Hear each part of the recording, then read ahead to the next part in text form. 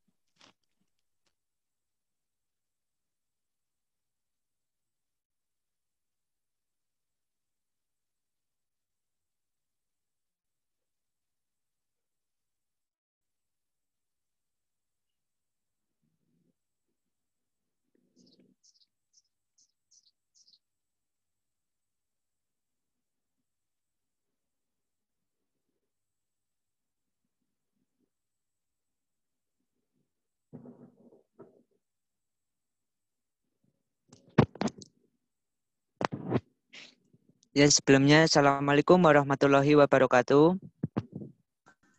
Waalaikumsalam warahmatullahi wabarakatuh. Waalaikumsalam warahmatullahi wabarakatuh. Ya, kami dari kelompok 4 yang beranggotakan yang pertama Rizky Adi Prasetyo, Satria Eta Mulyana, Sutia, Tri Rejeki Kartikasari, Vinka Eliana Purwantari, dan saya Zainal Abidin akan mempresentasikan hasil dari diskusi kelompok kami mengenai kompleksometri pada mata kuliah kimia analisis. Ya, materi yang pertama akan dibacakan oleh Rizky Adi Prasetyo. Kepadanya dipersilahkan. Ya, terima kasih kepada moderator. Perkenalkan, saya Rizky Adi Prasetyo akan mempresentasikan materi yang pertama, yaitu senyawa kompleks. Senyawa kompleks adalah senyawa yang tersusun dari suatu ion logam pusat dengan satu atau lebih ligan yang menyumbangkan pasangan elektron bebasnya kepada ion logam pusat. Donasi pasangan elektron ligan kepada ion logam pusat menghasilkan ikatan kovalen koordinasi sehingga senyawa kompleks juga disebut senyawa koordinasi. Jadi semua senyawa kompleks atau senyawa koordinasi adalah senyawa yang terjadi karena adanya ikatan kovalen koordinasi antara logam transisi dengan satu atau lebih ligan. Senyawa kompleks sangat berhubungan dengan asam dan basa Lewis, di mana asam Lewis adalah senyawa yang dapat bertindak sebagai penerima pasangan bebas, sedangkan basa Lewis adalah senyawa yang bertindak sebagai penyumbang pasangan elektron. Senyawa kompleks dapat diuraikan menjadi ion kompleks. Yang kedua, pembentukan kompleks antara ion logam dengan EDTA. EDTA atau etilen diamin tetraasetat adalah senyawa asam berbasa 4 yang secara sederhana ditulis dengan H4Y. Umumnya larutan EDTA dibuat dari garam Na2H2Y yang mudah larut. Titrasi kompleksometri meliputi reaksi pembentukan ion-ion kompleks ataupun pembentukan molekul netral yang terdisosiasi dalam larutan. Persyaratan mendasar terbentuknya kompleks demikian adalah tingkat kelarutan tinggi. Contoh dari kompleks tersebut adalah kompleks ion logam dengan EDTA. Kestabilan senyawa kompleks dengan EDTA berbeda antara satu logam dengan logam lainnya.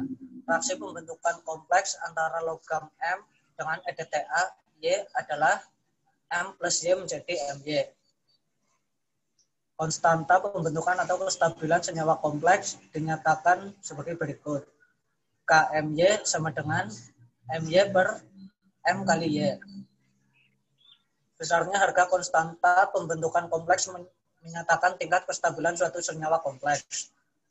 Makin besar harga konstanta pembentukan senyawa kompleks, maka semakin kompleks tersebut, senyawa kompleks tersebut makin stabil, dan sebaliknya makin kecil harga konstanta kestabilan senyawa kompleks, maka senyawa kompleks tersebut makin tidak kurang stabil.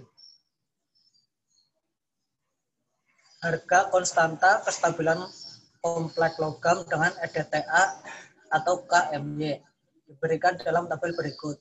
Tabel 1.1 daftar nilai konstanta kestabilan kompleks logam dengan EDTA. Ion logam Fe3+, log KMY 25,1, TH4+, log KMY 23,2, Cr3 plus log KMY 3,0 dan seterusnya. Karena selama titrasi terjadi reaksi pelepasan ion H+, maka larutan yang akan dititrasi perlu ditambahkan larutan buffer. Suatu EDTA dapat membentuk senyawa kompleks yang mantap dengan sejumlah besar ion logam sehingga EDTA merupakan lignan yang tidak selektif. Dalam larutan yang agak asam, dapat terjadi protonasi parsial EDTA tanpa pemecahan sempurna kompleks logam. Ya, sekian.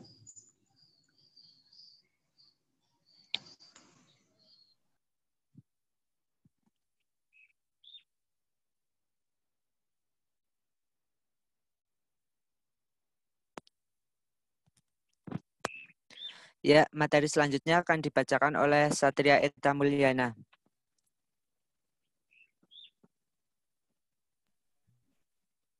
Sebagian besar titrasi kompleksometri mempergunakan indikator yang juga bertindak sebagai pengompleks. Dan tentu saja kompleks logamnya mempunyai warna yang berbeda dengan pengompleksnya sendiri. Indikator demikian disebut indikator metalokromat.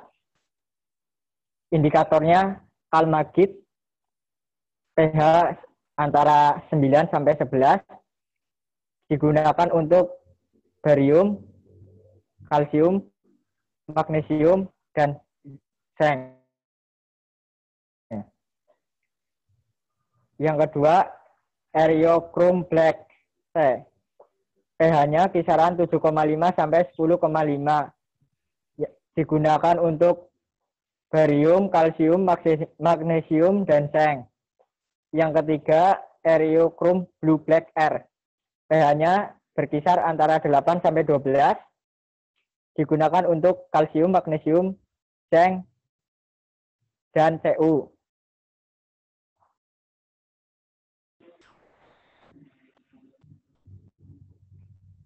Reaksi pembentukan kompleks dengan ion logam adalah H2Y2- plus Mn plus menjadi MyN-4 plus 2H plus. H2Y2- sama dengan EDTA. M adalah kation atau logam dan H2Y adalah garam dinatrium edetat. Kestabilan dari senyawa kompleks yang terbentuk tergantung dari sifat kation dan pH dari larutan. Oleh karena itu, titrasi dilakukan pada pH tertentu. Pada larutan yang terlalu alkalis, perlu diperhitungkan kemungkinan mengendapnya logam hidroksida.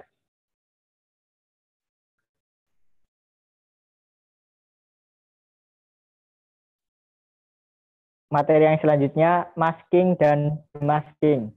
Masking, demasking, agen masking atau penutup adalah suatu proses di mana suatu zat dapat dirubah sedemikian rupa sehingga tidak dapat lagi ikut dalam suatu reaksi.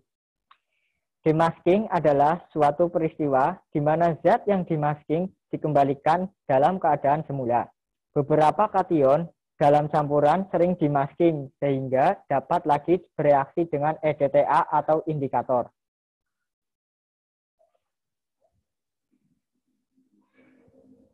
Sebagai masking terkenal dengan ion Cn- yang memberi kompleks cyanida yang stabil dengan kation CD, Zn, E+, Cu, Ni, Ag, atau PT.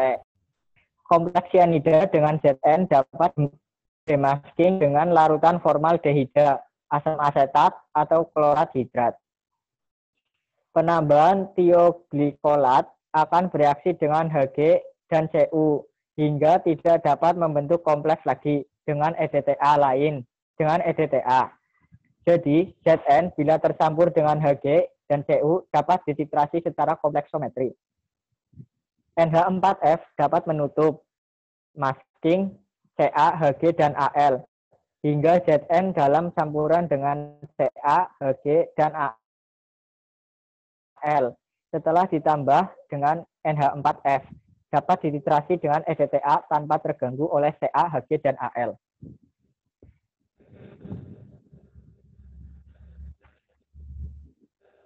Titrasi dengan EDTA. Kompleksometri juga merupakan jenis titrasi di mana titran dan titrat saling mengompleks, membentuk hasil berupa kompleks. Titrasi kompleksometri adalah titrasi berdasarkan pembentukan senyawa kompleks antara kation dan zat pembentuk kompleks.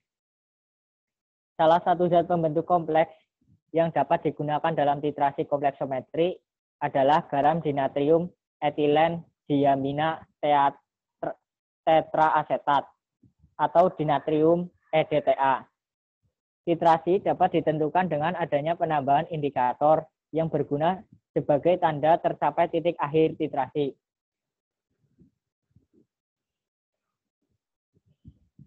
Ada beberapa syarat suatu indikator ion logam dapat digunakan pada pendeteksian visual dari titik-titik akhir, yaitu 1.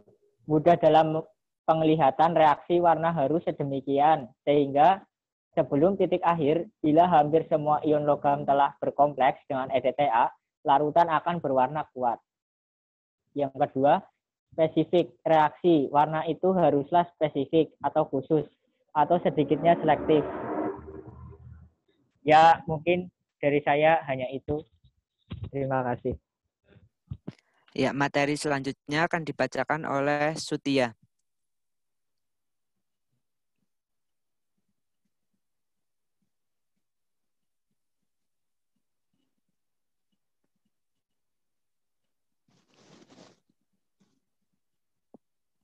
Yang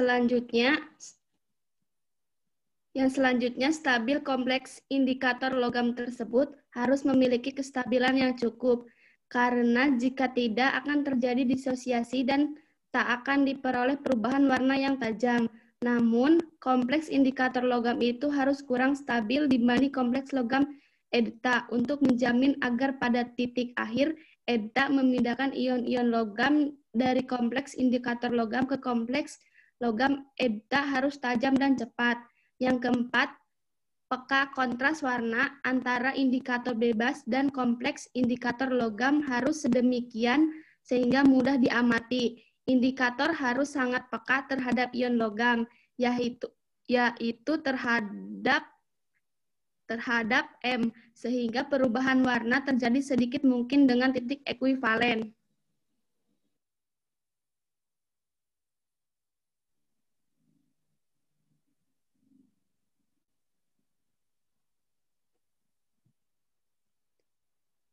Titrasi kompleksometri adalah salah satu metode kuantitatif dengan memanfaatkan reaksi kompleks antara ligan dengan ion logam utamanya yang umum di Indonesia EDTA, disodium, etilen dimintetraasetat atau tritiplek atau komplekson, dan lain-lain. Kompleksometri merupakan jenis titrasi di mana titran dan titrat saling mengkompleks membentuk hasil berupa kompleks reaksi-reaksi pembentukan kompleks atau yang menyangkut kompleks banyak sekali dan penerapannya juga banyak. Tidak hanya dalam titrasi, karena itu perlu pengertian yang cukup luas tentang kompleks.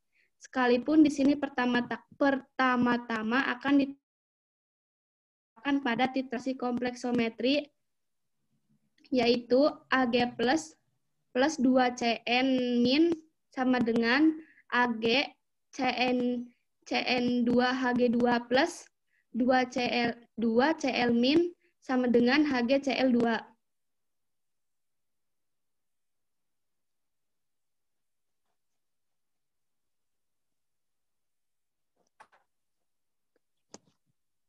Selanjutnya, indikator logam. Indikator dalam titrasi kompleksometri tidak berubah karena perubahan pH, tidak juga karena daya oksidasi titrat berubah, akan tetapi karena perubahan PM. M adalah helat logam. Syarat-syarat indikator logam yaitu 1. Reaksi warnanya harus sensitif dengan kepekaan yang besar terhadap logam. 2. Perubahan warna pada titik ekuivalen tajam. 3. Perbedaan warna dari indikator bebas dengan indikator kompleks harus mempunyai kestabilan yang efektif, di mana pH titrasi tidak boleh tidak teroksidasi dan tereduksi. 4. Kestabilan kompleks logam indikator harus cukup. 5. ikatan senyawa logam EDTA harus lebih kuat daripada logam-logam indikator. Artinya, ikatan logam-logam indikator logamnya harus dapat direbut oleh EDTA.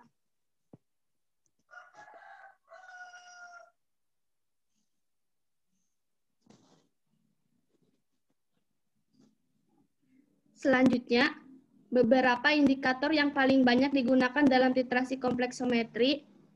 1. Eriochrome Black T atau EBT digunakan pada daerah pH 7 sampai 11. Suatu kelemahan dari EBT bahwa larutannya tidak stabil.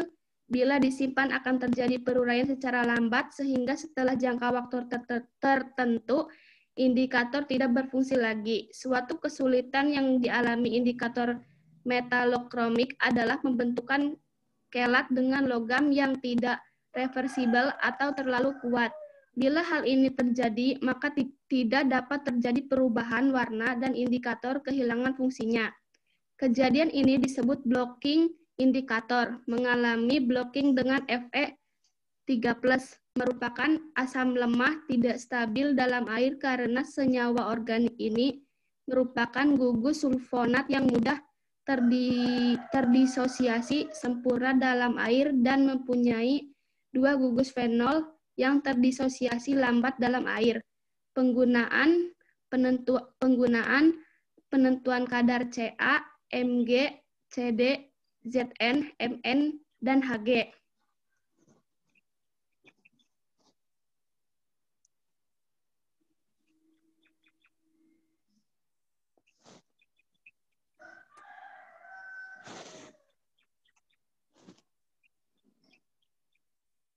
Selanjutnya, Murexid merupakan indikator yang sering digunakan untuk titrasi Ca2+ pada pH 12.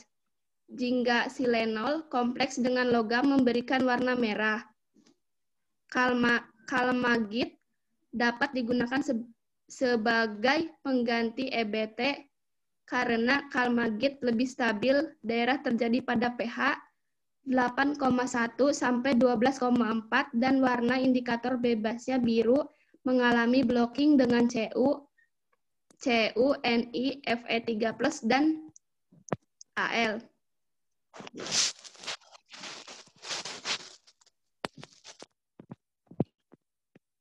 Baik, untuk materi selanjutnya akan dibacakan oleh Tri Rezeki Kartikasari.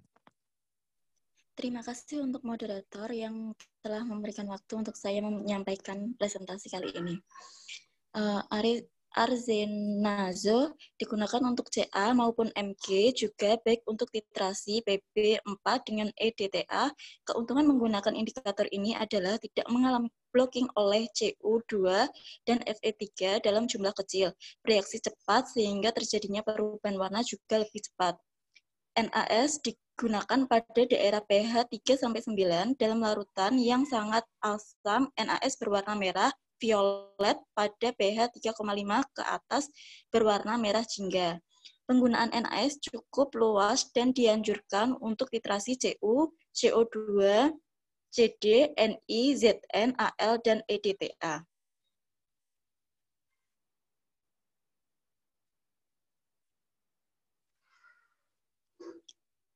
Kalkon merupakan garam natrium dan eriochrome blue black R yang disebut juga pentachrome blue black R, molekul indikator berwarna hijau dan hanya terdapat dalam larutan asam kuat. Pada pH 7 sampai 10 berwarna merah, kemudian biru sampai pH 13,5 dan di atasnya jingga. Kelat kalkon dengan logam berwarna merah dan ternyata sangat cocok untuk titrasi Ca dan pH 12,5 sampai 13 tanpa terganggu oleh Mg. Perubahan warna dari merah menjadi biru.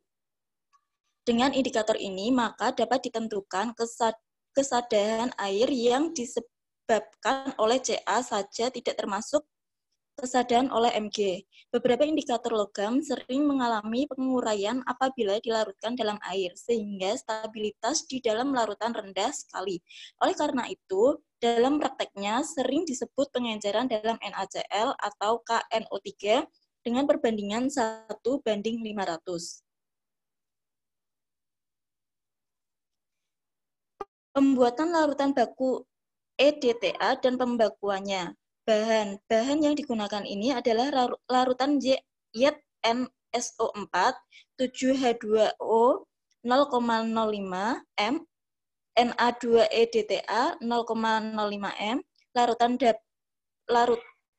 larutan dapar salmiak pH 10 dan indikator EBT. Alat yang digunakan pada praktikum kali ini adalah labu ukur, Erlenmeyer, botol kering, pipet, dan raca.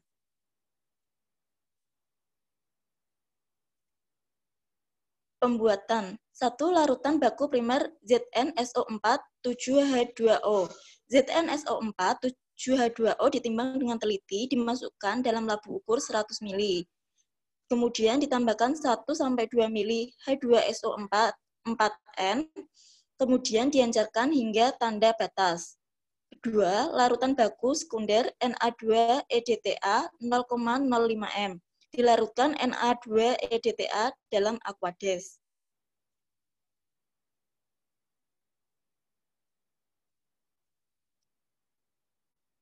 Larutan dapar salmiak pH 10 142 mili amoniak pekat dicampur dengan 17,5 gram NH4Cl, kemudian diancarkan dengan Aquades sampai volumenya 250 mili, kemudian pH-nya diperiksa, bila perlu ditambahkan HCl atau NH4OH sampai pH 10 kurang lebih 0,1. Indikator 1. Erichrome Black Tea atau EBT. 1 gram EBT dihaluskan atau digerus dengan 100 gram NaCl kering, kemudian dihaluskan dan disimpan dalam botol kering.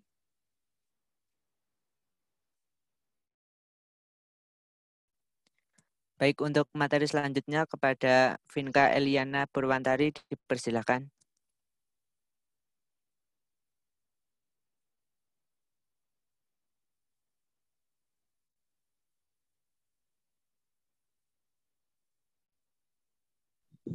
Pembakuan Na2EDTA dengan ZnSO4 7H2O.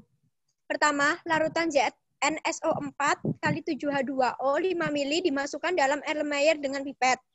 Ditambah 1 ml dapur salmiak pH 10 dan kurang lebih 25 mg EBT, dititrasi dengan larutan Na2EDTA sampai terjadi perubahan warna dari anggur merah menjadi biru. Volume Na2EDTA dicatat. Kedua, penetapan sampel. Penetapan kadar magnesium. MgCl 5 ml dimasukkan ke Erlenmeyer dengan pipet, kemudian ditambah 1 ml larutan dapar salmiak pH 10 dan indikator EBT, dititrasi dengan Na2EDTA pada suhu 400 derajat Celcius sampai terjadi perubahan dari merah anggur menjadi biru. Hasil. Pembakuan Na2EDTA dengan ZnSO4 7H2O. Perlakuan 5 ml larutan ZnSO4 kali 7H2O sebelumnya tidak berwarna, sesudah tidak berwarna. Perlakuan kedua, 5 ml larutan ZnSO4 kali 7H2O ditambah 1 ml dapar salmiak pH 10 tambah indikator EBT tidak berwarna, sesudah merah anggur. 5 ml larutan ZnSO4 kali 7H2O ditambah 1 ml dapar salmiak pH 10 ditambah indikator EBT ditambah titrasi Na2EDTA sebelumnya berwarna merah anggur, sesudah berwarna biru dengan volume 6,2 mili.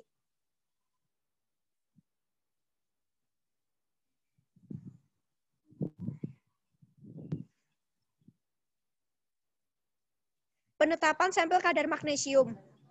Penetapan 5 ml larutan MgCl sebelum tidak berwarna, sesudah tidak berwarna. Kedua, 5 ml larutan MgCl ditambah 1 ml larutan dapar salmiak ditambah indikator EBT sebelumnya tidak berwarna, sesudahnya larutan berwarna merah anggur. Yang ketiga, 5 ml larutan MgCl ditambah 1 ml larutan dapar salmiak ditambah indikator EBT titrasi Na2EDTA. Sebelumnya larutan berwarna merah anggur, yang sesudahnya larutan berwarna biru.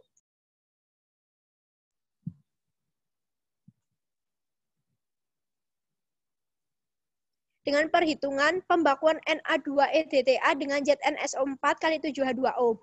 Diketahui M1 0,05 molar, volume 1 M,2 ml, volume 2 6,2 ditambah 5 mili sama dengan 11,2 mili. Ditanyakan M2.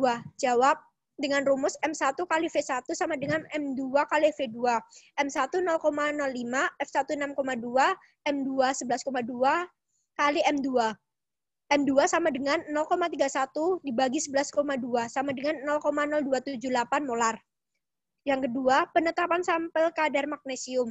Diketahui M1 0,05 molar, F2 11 ditambah 5 mili sama dengan 16 mili, volume 1 11 mili. Ditanya M2. Jawab M1 kali F1 sama dengan M2 kali V2 sama M2 sama dengan 0,55 dibagi 16 sama dengan 0,034 molar.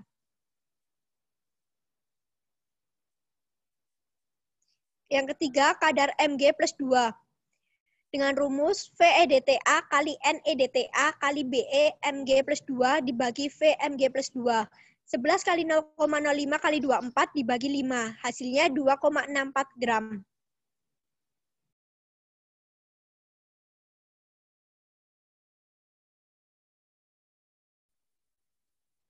Ya, berikutnya aplikasi titrasi kompleksometri. Menurut Farmakope Indonesia, aplikasinya banyak digunakan dalam farmasi. Metode ini banyak digunakan dalam penetapan kadar MgSO4 yang digunakan sebagai laktasifum atau ZNO yang digunakan sebagai antiseptik. Pada bidang industri yang digunakan untuk menjernihkan air atau yang sering disebut dalam penggunaan di dalam industri adalah water treatment. Dan untuk menentukan kesadaran air, sumur, sungai, dan lain-lain.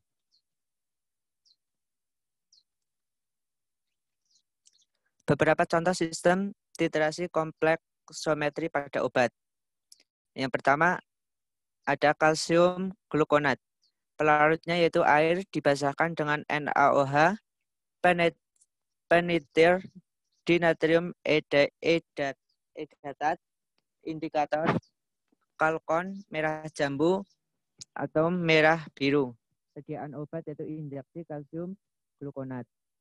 Yang kedua, kalsium laktat dengan pelarut air, peniter dinatrium edatat, indikator biru hidroksid naftol atau biru, sediaan obat kalsium laktat.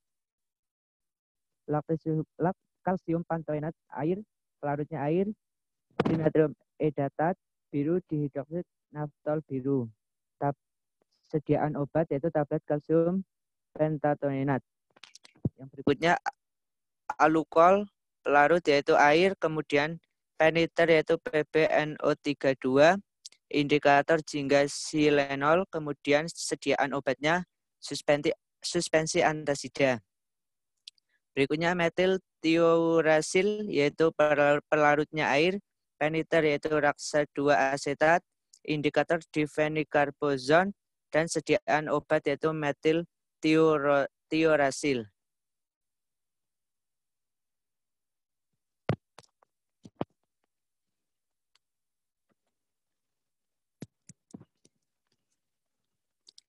Ya, mungkin sekian presentasi dari kelompok kami.